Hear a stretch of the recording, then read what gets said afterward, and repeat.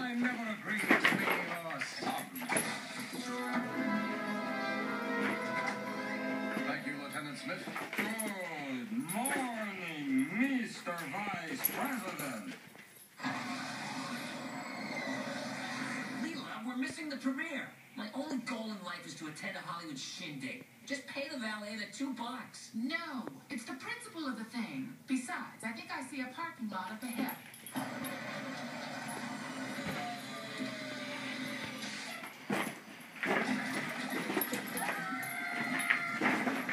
Father, I have asked you to join me on the Lighthouse roof so we can have a heart-to-heart talk. I will never follow in your footsteps. Here is my resignation as Vice President. No!